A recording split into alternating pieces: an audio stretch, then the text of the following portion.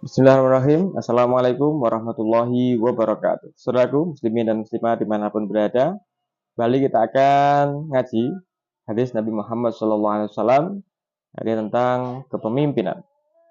Bagaimana seorang pemimpin ini mengawali jaminan kebaikan, mengawali satu pelantikan atas jabatan itu dengan sumpah janji. Jadi seorang pemimpin ini berhak untuk mengambil sumpah dan janji pegawai atau pejabat yang diangkat, dilantik untuk satu jabatan tertentu. Riwayat hadis Bismillahirrahmanirrahim an Ubadah ibnu Samit radhiyallahu anhu qala kunna 'indan Nabi sallallahu alaihi wasallam fi majlis faqala bay'uni ala alla tusriku billahi syai'an wala tasrifu wala tasriku wala taznu wa qara'a hadhil ayah kullaha wa man wafa minkum fa ajruhu 'ala Allah wa man asaba min dzalika syai'an fa uqiba bihi fa huwa kafaratuh wa man asaba min dzalika syai'an fasattarahu Allahu 'alaihi in syaa'a ghafara lahu wa in syaa'a 'adzabah. Diriwayatkan dari Ubadah bin Samit radhiyallahu an, ia berkata, kami bersama Nabi SAW dalam satu majelis.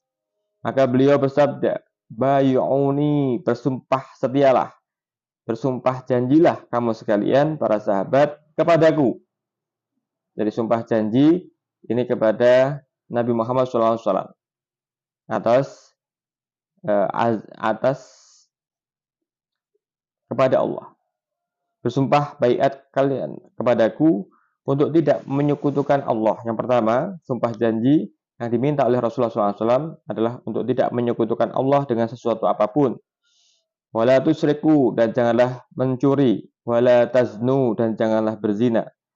Lalu beliau membacakan keseluruhan ayat, maka barang siapa di antara kalian yang menunaikannya, maka ganjaran di sisi Allah. Dan barang siapa di antara kalian melanggar salah satunya, maka kemudian dihukum.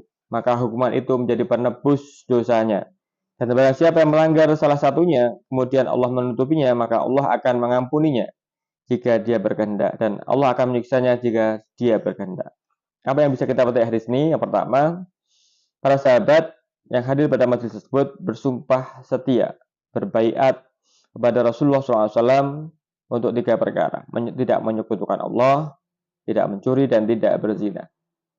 Sumpah janji ini biasanya dikerjakan di awal masa jabatan, masa aktu pelantikan untuk melaksanakan apa yang menjadi tugas dan kewajiban sebaik-baiknya didasari atas keikhlasan dan pengawasan dari Allah Subhanahu wa taala.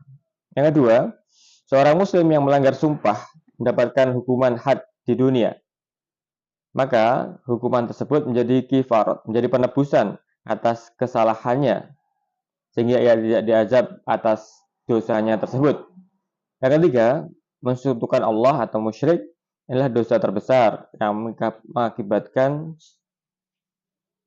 Allah Subhanahu wa taala menutup pintu ampunan kepada pelakunya. Kenapa demikian? Sebab pelaku musyrik telah melepaskan keyakinannya dari Allah Subhanahu wa taala. Dirinya meminta dan yakin bahwa berkat kesesembahannya selain Allah lah yang memberikan manfaat dan madarat atas dirinya.